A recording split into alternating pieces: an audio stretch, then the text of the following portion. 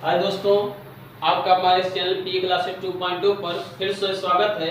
और हम लोग आज फिर उसी क्रम में विज्ञान की श्रेणी के क्रम में जो हमारा पहला पार्ट है हमारे आसपास के पदार्थ, उसी क्रम में अगला पार्ट लेकर आ रहे हैं। जो हमारा ये पदार्थ होता है कि क्या होता है क्या नहीं होता है और कैसे हम लोग क्या करते हैं कि पदार्थों को समझते हैं। तो हो गया है बहुत सारी बातें, उसमें आपका गलन है, क्वथन है, हिमीकरण है, बहुत सारी चीजें दोस्तों। ठीक है, तो इसी के माध्यम से देखिए कि आज हम लेकर आए हैं हिमीकरण। हिमीकरण मतलब फ्रीजिंग। तो देखिए कि हिमीकरण क्या होता है, क्या नहीं होता है, क्या करता है, क्या नहीं करता, सारी चीजों को देखिए। आपको पता होगा कि हिम मतलब होता है बर्फ। हिम मतलब क्या होता है, बर्फ होता है। तो जैसे मान लीजिए हमें हिमीकरण को समझाना हुआ, हिम मतलब क्या होता है दोस्तों, बर्फ होता है। बर्फ आपको ये तो पता ही होगा और सबके घर में एक चीज जानकारी जरूर होगी कि अगर किसी के घर में फ्रिज होगा, ठीक है, तो पानी को जब किसी बोतल में या फिर किसी भी बर्तन में रख करके हम लोग फ्रिज में रख देते हैं, तो पानी अगर पूरे बर्तन में फैला है तो वह क्या करता है, सिकुड़ करके क्या बन जाता है, बर्फ बन जाता है। उसके जितने भी कण होते हैं छोटे छोटे, वो पास पास आ जाते हैं जो दूर दूर रहते हैं। क्योंकि सभी लोग देखे होंगे कि अगर किसी भी द्रव पदार्थ को ज्यादातर हम लोग क्या करते हैं कि पानी पर इसका प्रयोग करते हैं। जैसे मान लीजिए कि किसी बर्तन में आप पानी रख दीजिए, तो पानी रखने पर क्या होता है कि जब उसको फ्रिज में रख देंगे बर्तन वाले पानी को, देखिए पानी वाले बर्तन को, पानी से भरे बर्तन को जब भी फ्रिज में रखते हैं तो फ्रिज में वह इतना ज्यादा ठंडा हो जाता है कि उसके जितने भी कण हैं पास पास आ जाते हैं एक दूसरे के और एक दूसरे से जुड़ जाते हैं, बहुत आकर्षण बल से जुड़ जाते हैं और दूरी उनकी क्या हो जाती है, कम हो जाती है।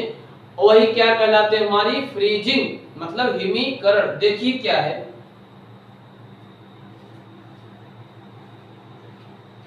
जब किसी द्रव को ठंडा करते रहते हैं तो एक स्थिति ऐसी आती है कि वह जमने लगता है, अर्थात ठोस अवस्था में परिवर्तित होने लगता है। फिर से देखिए कि क्या हम कहना चाहते हैं। जब किसी द्रव को, द्रव मतलब जैसे मान लीजिए पानी है, ठंडा करते रहते हैं तो एक स्थिति ऐसी आती है कि वह जमने लगता है, अर्थात ठोस अवस्था में परिवर्तित होने लगता है। आपको यह पता होगा कि जैसे मान लीजिए एक बर्तन है हमारे पास और आप लोगों के पास भी होना चाहिए, इसका प्रयोग कीजिएगा। और इस बर्तन में हम लोग क्या रखे हैं, बर्फ का टुकड़ा रखे हैं। हमारे पास एक बर्तन है, इसमें हमने बर्फ का टुकड़ा रखा है। अब देखिए बर्फ के टुकड़े को जब बर्तन में रख करके नीचे से उसे गर्म करते हैं, नीचे से क्या करते हैं, बढ़िया से गर्म करते हैं, तो क्या होता है ये तो हम बता चुके हैं गलन वाले में, लेकिन देखते रहिए। जब किसी भी बर्तन में बर्फ के टुकड़े को रख करके नीचे से उसको गर्म करते हैं किसी वस्तु पर रख करके, तो बर्फ का टुकड़ा क्या होता है, पिघलने लगता है। उसके जितने भी कण ठोस अवस्था में हैं सभी गल करके दूर दूर होने लगते हैं, दूरी बढ़ने लगती है, अंतरा आणविक आकर्षण बल क्या हो जाता है, कम होने लगता है, कमजोर होने लगता है।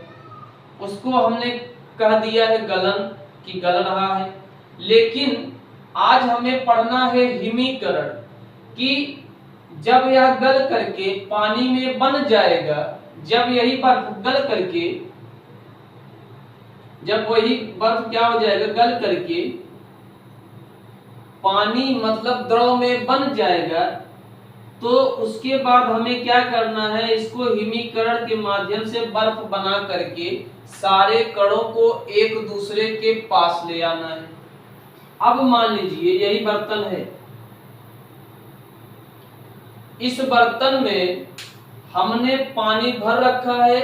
आप भी प्रयोग घर पर कर सकते हैं कि जब किसी बर्तन में पानी भर करके उसे फ्रिज में रख देते हैं, तो जब बहुत ज्यादा पानी ठंडा हो जाता है तो पानी क्या करता है कि सारे कणों को अपने पास बुला करके एक ठोस अवस्था बना लेता है। जब किसी बर्तन में पानी को रख करके हम लोग फ्रिज में रख देते हैं, तो पानी जो होता है ज्यादा ठंडा होने के कारण क्या होता है कि पानी के जितने भी कण हैं सबको एक दूसरे के पास मिलना होता है, और जब सब एक दूसरे के नजदीक अगर मिल जाएंगे तो बर्फ बन जाता है, ठोस बन जाता है, ठोस अवस्था प्राप्त हो जाती है। इस अवस्था को क्या कहेंगे, बर्फ कहेंगे, और उसे क्या कहते हैं, एक प्रकार से फ्रीजिंग, हिमीकरण। तो देखिए जब बर्तन में पानी रख करके उसे किसी फ्रिज में रख देते हैं, तो जितने भी पानी के कण दूर दूर हैं सब पानी के कण पास आ जाएंगे, सब पानी के कण क्या हो जाएंगे, पास आ जाएंगे, और एक दूसरे से चिपकने लगेंगे, सटने लगेंगे। एक दूसरे से दोस्तों क्या होंगे, चिपकने लगेंगे, सटने लगेंगे।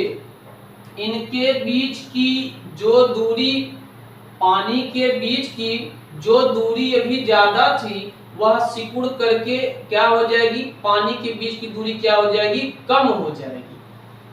और क्या है, जब कोई भी वस्तु दूर रहेगी तो उस पर जो बल लगता है, अंतरा आणविक आकर्षण बल, वह कमजोर हो जाता है। लेकिन जब एकदम पास पास सटे रहते हैं तो क्या हो जाता है, अंतरा आणविक बल आकर्षण मजबूत हो जाता है। जैसे मान लीजिए ठंडियों में होता है कि जब हम लोगों को बहुत ज्यादा क्या लगती है, ठंडी लगती है। ठंडियों में होता है दोस्तों कि जब हम लोग बहुत ज्यादा ठंडी लग जाती है तो हम लोग कहीं पर आग जला करके सब लोग सिकुड़ करके बैठ जाते हैं। क्यों बैठ जाते हैं, जब बहुत ज्यादा ठंडक होने लगती है तो हम लोगों को जब ठंडी लगेगी तो क्या होता है कि सभी लोग आग के पास एकदम सिकुड़ कर एकदम बैठ जाते हैं, सभी कण एक दूसरे के पास पास आ जाते हैं। जैसे किसी बर्तन में पानी को रख करके फ्रिज में अगर हम लोग रख देते हैं तो पानी के सारे कण ठंडे होने के कारण एक दूसरे के पास पास आ जाते हैं, मजबूत बल लगा लेते हैं, ठोस अवस्था को प्राप्त कर लेते हैं। जैसे हम लोग क्या करते हैं, जब ठंडी आती है, हम लोग ठंडी लगती है तो कहीं पर आग जलाकर 10-12 लोग, 2-4 लोग एक दूसरे के सट करके बैठते हैं, एक दूसरे से क्या करते हैं, बातचीत भी करते हैं।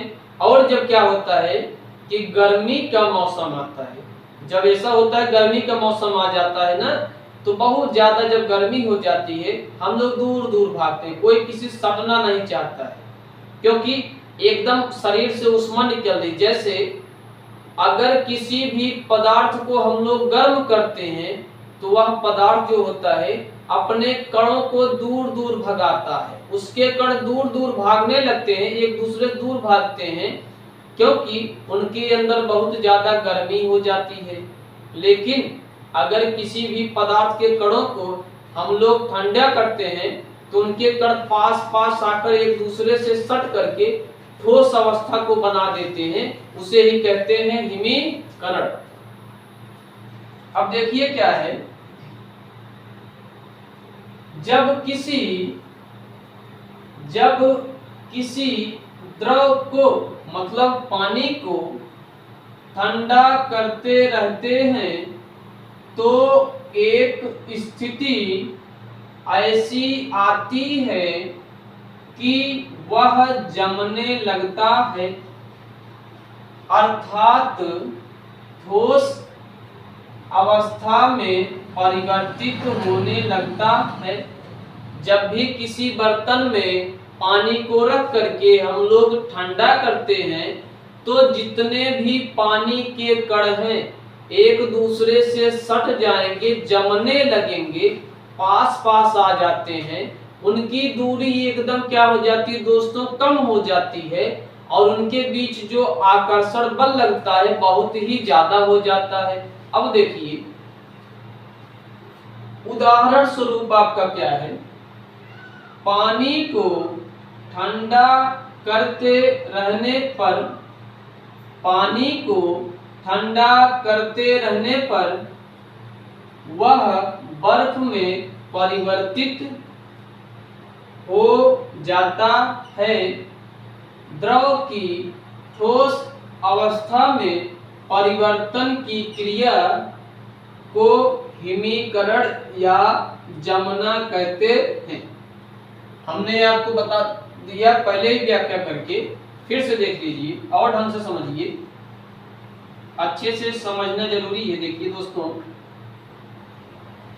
हमारे पास एक बर्तन है, ठीक है, इसमें हमने पानी भर रखा है।